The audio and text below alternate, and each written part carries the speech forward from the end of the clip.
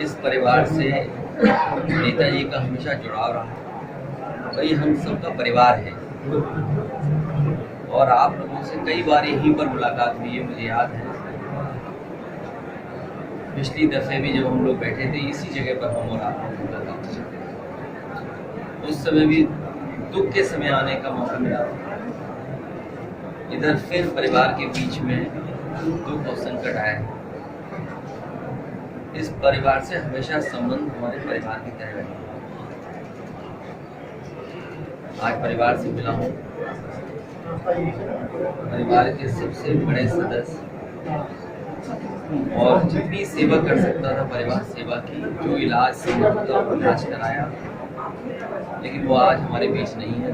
पूरा परिवार दुखी है। परिवार से मिलकर के दुख बांटने, पुरानी उनकी बातें करने।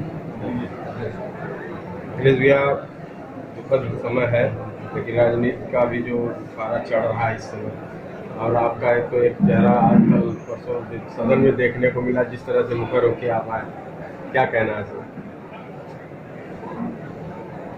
सरकार जवाब के साथ नहीं आती। सरकार विपक्ष से सवाल पूछती है और विपक्ष जो सवाल पूछता है उसका जवाब सरकार के पास नहीं। इस बात की बहस करें, हम लोग चर्चा करें कि बीजेपी को महंगाई से क्या फर्क पड़ता है। बीजेपी को इस बात का भी फर्क नहीं पड़ता है कि उनके सबसे करीबी मित्र वो दुनिया के दूसरे नंबर से किस स्थान पर पहुंच गए, उन्हें कोई परवाह नहीं। 20 लाख करोड़ से ज्यादा पैसा डूब गया और सरकारी संस्थाओं का पैसा डूबा है। पैसा जो LIC में था, पैसा जो SBI का है, पैसा जो और संस्थाओं का था, उनका सब पैसा चला गया। आखिरकार इसकी भरपाई कैसे होगी? और आखिरकार डीजल, पेट्रोल, सिलेंडर का महंगा होना, बिजली का महंगा होना, बस के किराए का महंगा होना, ये मुनाफा जा कहाँ रहा है? दूध महंगा हो गया। क्या किसान जो पशु रख रहा है, जिसके पास गाय है, भैंस है, क्या पैसा उस तक पहुंच रहा है? ये सवाल है, इसका जवाब भारतीय जनता पार्टी पर नहीं है। और देखिए कितने कॉन्फिडेंस के साथ बीजेपी के लोग बात करते हैं, कितना कॉन्फिडेंस उनके अंदर। क्या उनसे पूछे कि नौजवान रोजगार चाहता है, नौकरी चाहता है, वो कहते हैं कि हमने बता तो दिया अनएम्प्लॉयमेंट रेट 4.2% है। तो ये आंकड़े कहाँ से लाए हैं? ये किसी गांव में चले जाए आप, नौजवान बड़े पैमाने पे बेरोजगार हैं, नौकरी नहीं उनके हाथ में, काम नहीं उनके हाथ में, और सरकार कहती है हमने सबको नौकरी रोजगार देते हैं। तो ऐसी सरकार जो जनता के दुख दर्द नहीं समझ रही है, समाज में खाई बांट रही है, और विधानसभा से बेहतर प्लेटफॉर्म क्या होगा? हमारे मुख्यमंत्री कहते हैं 46 में 56। 46 में 56। मैंने उससे कहा कि आप वो सूची टेबल कर दीजिए विधानसभा में, कम से कम विधायक और प्रदेश की जनता जान जाए कि उस समय क्या हुआ था।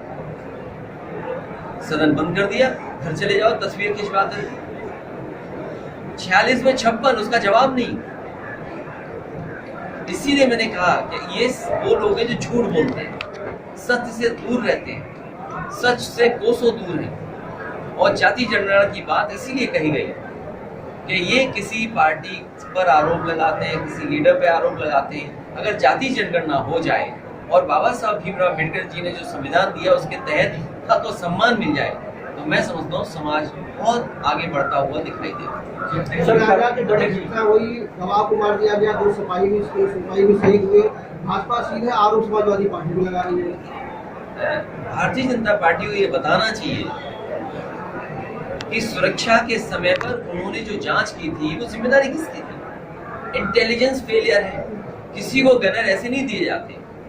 अगर किसी को गनर दिए जाते हैं उसके लिए बाकायदा उसकी इंटेलिजेंस रिपोर्ट मंगाई जाती है कि इसको सुरक्षा की जरूरत है कि नहीं है। विपक्ष के लोग सुरक्षा नहीं देते हैं। सरकार सुरक्षा की जिम्मेदार है। सरकार की जिम्मेदारी सुरक्षा देना है और एक आम नागरिक को सुरक्षा देना। और तब जब उसकी रिपोर्ट ये रही होगी कि उसको सुरक्षा की जरूरत है और वो बीजेपी का सदस्य था, आखिरकार कैसे मारा गया? घनर की जान चली जाए, इससे बड़ी बुरी बात नहीं हो सकती।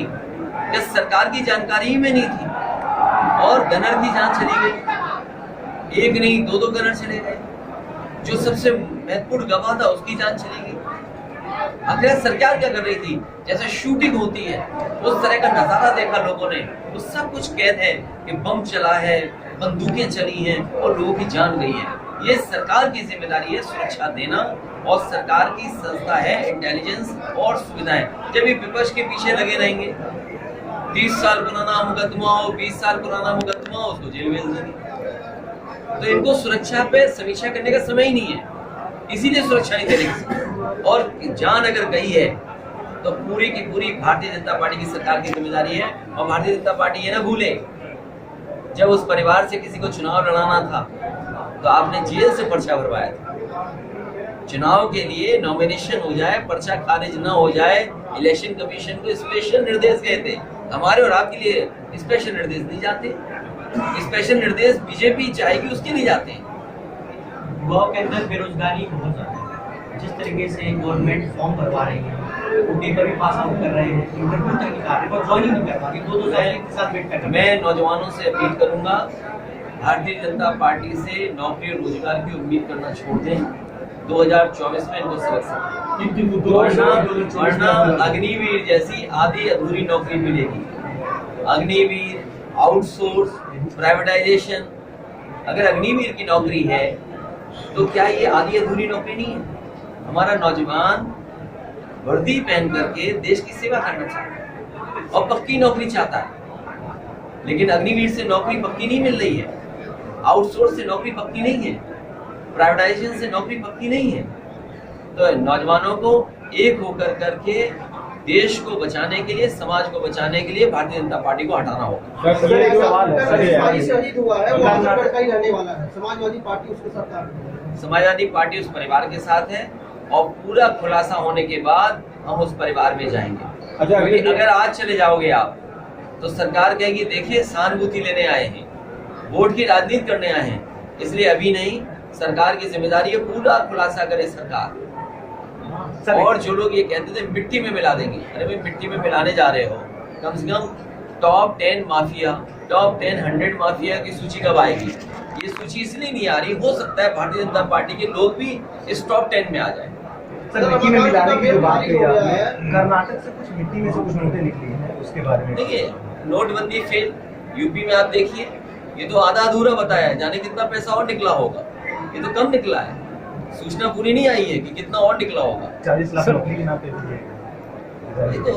ये पता ही नहीं है कि कितना निकलेगा। 200 करोड़ का आपने कहा कि जो कंपनी हायर की गई है डाटा फिल करने के लिए, उसके बारे में क्या कहेंगे? तो बहुत बड़ा सवाल आरोप रहा है। ये सरकार कह रही है कि हम $1 ट्रिलियन की इकोनॉमी बनाना चाहते हैं। अच्छी बात है, $1 ट्रिलियन इकोनॉमी बनाएं, लेकिन आज जो आपकी जीडीपी है उसको आपने बदल दिया, कह रहे हैं आप 19% जीडीपी है। और अगर आपको $1 ट्रिलियन की इकोनॉमी बनाना है तो 34% का आपको ग्रोथ रेट चाहिए, 34%। तो वही हमने विधानसभा में पूछा कि ये बताइए जो ग्रोथ रेट आप बता रहे हैं ये 34% कैसे हासिल करोगे आप? जो लोग 19 नहीं, 12 नहीं, 7% हासिल किए हो एक साल में, वो सपना $1 ट्रिलियन का दिखा रहे हैं। और धोखा देने के लिए क्या, जो झूठ बोल दिया, उस झूठ को सच बनाने के लिए कि अमेरिका की कंपनी बुला ली, उसको 200 करोड़ दे दिया। आपका वित्त विभाग है, आर्थिक सलाहकार है, ये आईएएस सब फेल हो गए, इसका मतलब पूरा वित्त विभाग बेकार हो गया, प्लानिंग का विभाग खत्म हो गया, नीति आयोग खत्म हो गया। इसीलिए मैंने आंकड़े पढ़े कि नीति आयोग आपको कहाँ, किस सेक्टर में कहाँ खड़ा करता है, इंडिया टुडे की रिपोर्ट कहाँ खड़ी करती है। एक प्राइवेट संस्था है जिसकी क्रेडिबिलिटी बहुत है, उसने स्टेट के तमाम मानकों को देख करके खड़ा किया कि आप कहाँ खड़े हैं, तो किसी को स्वीकार करने के लिए तैयार नहीं।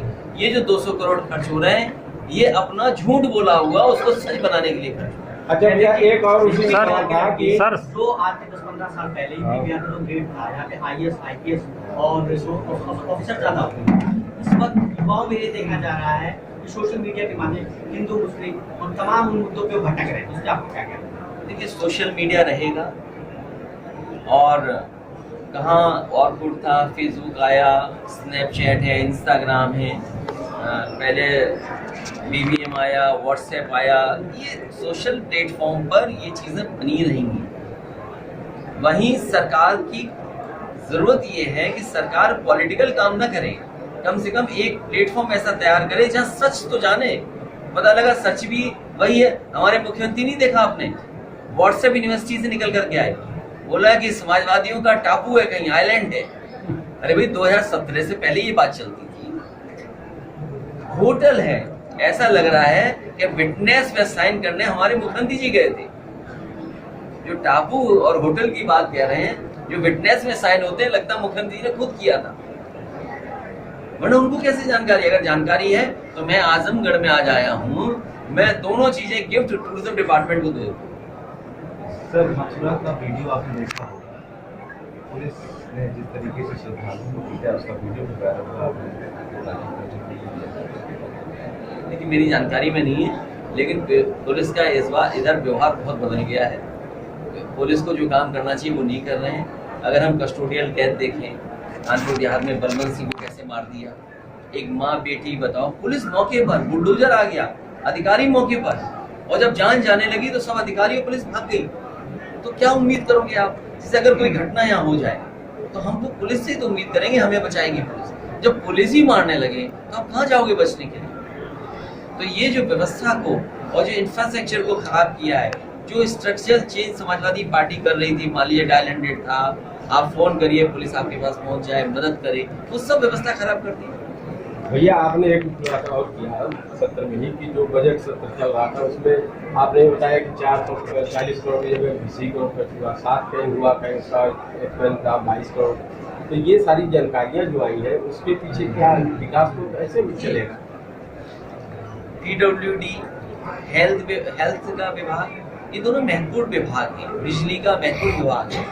मान लीजिए अगर PWD की बात करें तो 30% पैसा खर्च नहीं हुआ। इसका मतलब ये है कि उत्तर प्रदेश में बहुत सारी सड़कें ऐसी होंगी जो नहीं बनी है या गड्ढा मुक्त नहीं हो पाई। अगर हम स्वास्थ्य का देखें तो स्वास्थ्य में भी 30% पैसा खर्च नहीं हुआ। इसीलिए मैंने कहा कि जो मुख्यमंत्री जो उप मुख्यमंत्री बनाए हुए हैं, जो अस्पतालों में छापा मार रहे हैं, उन्हें अस्पतालों में छापा नहीं मारना चाहिए। वो वित्त विभाग से पैसा मांगे, जब पैसा आएगा तो आपका धरौलिया का CSC चलेगा, आपका मेडिकल कॉलेज चलेगा, क्योंकि एक ही के पास दोनों विभाग हैं। अगर बजट नहीं होगा तो डॉक्टर्स को क्या देंगे आप? टेस्ट हो नहीं रहे हैं, ऑपरेशन हो नहीं पा रहे हैं, दवाइयाँ हैं नहीं, मेडिकल कॉलेज की सुविधा कैसे बढ़े? मान लीजिए आजमगढ़ है, अगर आजमगढ़ के मेडिकल कॉलेज को 200 करोड़ दे दें, पूरे आजमगढ़ और आसपास के जिलों की मदद हो जाएगी। जौनपुर में मेडिकल कॉलेज बन रहा था, वो आधा अधूरा पड़ा हुआ है। एम्बुलेंस के लिए पैसा दे दें तो एम्बुलेंस की संख्या बढ़ा दें। तो ये काम तो कर नहीं रहे हैं, केवल जनता को धोखा दे रहे हैं। कितनी शानदार यहाँ की CSC बनी होगी, 100 बेड हॉस्पिटल, और मेडिकल कॉलेज देखिए, पैरामेडिकल देखिए, आपके स्टाफ ही नहीं है, नर्सेस नहीं है, सब आउटसोर्स करे दे रहे हो आप। ऑपरेशन हो नहीं पा रहा टाइम पर, जांचें टाइम पे नहीं हो पा रही, तो आप कर क्या रहे हो? तो स्वास्थ्य विभाग बर्बाद कर दिया। और कोई दिन ऐसा नहीं जाता होगा जिस दिन जानवर से एक्सीडेंट ना हो रहा हो, खेत न चल रहा हो। अभी मैं आ रहा था, रास्ते में पूरा जानवर चले जा रहे थे। अब किसान कहाँ जाए? सर्दी पर तो खेत की रखवाली करता रहा, अब ये भी घूमने जाना। और ये लोग जो दुनिया में घूम के आए, मैंने सदन में पूछा उनसे, इतने देश घूम के आए हो, America, Brazil, Argentina, Europe, England, कहीं सांड दिखे सड़क पर? एक मंत्री खड़ा नहीं हुआ बोला सांड दिखे। तो वहाँ सांड नहीं देखा, यहाँ सांड दिखा रहे हो। अच्छा भैया, एक और चल रहा है क्रिकेट को लेकर जो चल रहा था, अखिलेश जी के बारे में एक आ गया कि कभी फुलटास को यात्रा बन जाती है, तो यात्रा को आप फुलटास करके मार देते हैं, आप समझ रहे हो। तो इस तरीके की चीजें क्यों आ रही है? ये बात मैंने इसलिए कहा था मुख्यमंत्री जी की आंखें खोलने के लिए। शपथ उन्हें लेनी है तो वो उसी स्टेडियम में जा रहे हैं। अभी उन्होंने स्टेडियम में मैच देखने के लिए उसी में गए। वो मैंने कहा कम से कम गोरखपुर में बनवा लेते, बनारस में बना देते। अरे समाजवादी की सरकार होती तो इंटरनेशनल मैच आपका आजमगढ़ में हो जाता, कम से कम यहाँ तो बना देती। अब क्या धोखा दे रहे हैं कि यहाँ अंतर्राष्ट्रीय एयरपोर्ट बनेगा, बजट में 0 पैसा, हमारे किसानों को परेशान कर रहे हैं। अभी मैं सड़क पे आ रहा था इंडस्ट्रियल जमीन के लिए, इंडस्ट्रियल जमीन के लिए जमीन है, ये केवल धोखा दे रहे हैं, इनमें बजट ही नहीं है। जो मुख्यमंत्री गोरखपुर लिंक न बना पा रहे होंगे, उनसे क्या उम्मीद करोगे आप? ये गोरखपुर लिंक तो आपके बगल में है, ये फैजाबाद वाली सड़क भी तो देख रहे हो कितने दिन से बन रही है और क्वालिटी इतनी खराब है, अब मत पूछिए इसकी। सर हमारे ये था सर भैया वो क्रिकेट की बॉल को लेके कि वो उनका ये कहना था कि वो समझ नहीं आती है, जो फुलटास गेंद उसको यार्कर बना देती है, यार्कर वो फुलटास हो जाती है या मतलब क्या बोल्ड हो जाते हैं। मेरे पत्रकार साथी बीजेपी वाले कुछ नहीं करते, तुम्हें भी धोखा दे रहे हैं। जिस बीजेपी वाले ने बताया वो धोखा दे रहा था। सड़क अच्छी नहीं है और जिस गुणवत्ता के साथ जिस क्वालिटी के साथ सड़क बनानी चाहिए थी वो नहीं बनाई। आरसीसी की तो सड़क बिल्कुल बर्बाद कर दी। मैंने कई बार कहा ये आरसीसी की सड़क बिल्कुल क्वालिटी में है और पूर्वांचल एक्सप्रेसवे की जो क्वालिटी होनी चाहिए थी, जितना मीडियम चौड़ा होना चाहिए था डिवाइडर, वो मानकों से कम है। सर आजमगढ़ के वर्तमान सांसद पत्रकारों के सवाल पे, महंगाई के सवाल पे कहते हैं कि समाजवादी पार्टी के प्रतिनिधि हैं, तो उन प्रतिनिधियों के लिए कुछ व्यवस्था पत्रकारों को उन्होंने कह दिया है। नहीं, ये कई बार हम लोग भी कह देते हैं ऐसे, इनको कुछ कह दिया तो बीजेपी वालों ने सवाल भेजा होगा तो अब क्या करें बताइए इस पे क्या। जैसे कि आपने पार्लियामेंट में कहा, सवाल वो तो कहते हैं कि आप विदेश से ले। देखिए ऐसा है और हम विदेश नहीं वो हम साहब कहते हैं विदेश से ले। मैंने सुना था आप मत उलझिए क्योंकि भारतीय जनता पार्टी के पास जवाब नहीं है और अगर कोई कलाकार इस तरह के सवाल करे तो आपको यूट्यूब पे उनका गाना देख के मनोरंजन करना चाहिए। अच्छा अगले दिन उसमें आपको बुरा नहीं मानना चाहिए, केवल यूट्यूब खोलिए और उनका कोई गाना देख लीजिए, सुन लीजिए तो आपका माइंड फ्रेश हो जाएगा, जिससे कि आप नाराज नहीं होंगे उनसे। आपने 6 वोट डाले, आप उधर कहा था 6 वोट डाले, 6 वोट छक्का मारे। कौन आपने कहा था पार्लियामेंट में? नहीं, मैंने ये कहा कि जो खेल नहीं खेल सकते क्यों खेलना। मान लीजिए हम पूजा पाठ नहीं करा सकते, हम क्यों उलझे किसी चीज से। हम एक अच्छे ब्राह्मण को बुलाएंगे जिसको मंत्र उच्चारण अच्छा कर सके, हमारी पूजा पाठ बढ़िया कराएं। अरे भाई जब तुम्हें क्रिकेट खेलना ही नहीं आता क्यों बैट पकड़ करके जा रहे हो भैया? अरे फुटबॉल के बारे में ABCD नहीं पता, अकेले बैठ के फुटबॉल देख रहे हो। अगले दिन प्रयागराज को तो लेके ये कहा और मेरा कहने का मतलब ये था कि कम से कम गोरखपुर में और बनारस में इंटरनेशनल स्टेडियम तो बन जाता, क्यों नहीं बनाया? इसका मतलब उनकी खेल की तरफ 2024 कोई रुचि नहीं है, इसीलिए हमारे खिलाड़ी कहीं पहुंच नहीं पाते। अगले दिन 2024 में क्या रणनीति समाजवादी पार्टी का? स्विमिंग पूल जो बना है जिसके बारे में मैंने कहा, जो सैफी में स्विमिंग पूल बना है, एक्वाटिक सेंटर है जिसमें तरह तरह के आप गेम्स कर सकते हैं और हो सकते हैं। 6 साल से पानी नहीं भरने दिया इन्होंने और जो बच्चों का एडमिशन हुआ है वो गोरखपुर मंडल के 40 बच्चे। इसीलिए मैंने कहा ये जो बच्चे हैं वो हमारे आपके बच्चे हैं। सवाल ये नहीं कि कहाँ सरकार ने एडमिशन दिया, तो सरकार ने एडमिशन अगर दिए उन बच्चों को तो क्यों नहीं देखा कि वो स्विमिंग पूल चल रहा है कि नहीं चल रहा है। उन्हें आप ओलंपिक में भेजना चाहते हैं और फिर जो बच्चे वहाँ एडमिशन पाए हैं वो सब गोरखपुर के हैं, महाराजगंज के हैं, देवरिया के हैं, कुशीनगर के हैं। तो आप सोचिए उन बच्चों के साथ भेदभाव क्यों कर रहे हो आप। इसीलिए मैंने कहा वो कोच ऐसा हो जो बिना पानी के स्विमिंग सिखा दे, वही कोच वहाँ दे दो। भैया ये बुलडोजर था जो प्रयागराज ये खराब है, ये बुलडोजर नहीं चलना चाहिए, देश कानून और संविधान से चलना चाहिए। 2024 को चुनाव को लेकर समाजवादी पार्टी क्या रणनीति होती है? पूरे प्रदेश में आपका संगठन कहाँ चल रहा है? समाजवादी पार्टी और गठबंधन मिल करके 80 की 80 सीटें लड़ेगा। अभी भारतीय जनता पार्टी ने जो हार देखी है, मैनपुरी में जो हार हुई है, तो अभी तक आकलन नहीं कर पाए कितना बुरा क्यों हारे। और बुरा इसलिए हारे कि महंगाई का इनके पास जवाब नहीं है, बेरोजगारी का जवाब इनके पास नहीं है, किसान की आय दोगुनी का जवाब नहीं है, और जो सुविधाएं जनता को मिलनी चाहिए चाहे स्वास्थ्य की हो चाहे अन्य विभाग की, वो कोई सेवा नहीं दे पा रहे। तो राजभर जी किधर गए? वो जाने भैया आपका चुनाव होगा आपके साथ। कुछ लीडर्स का कोई नहीं बता सकता वो कहाँ है। भैया अरे मत करो फिर ये लोग भी कहेंगे नहीं, अरे नहीं सब जिद करेंगे, ये सब जिद करेंगे।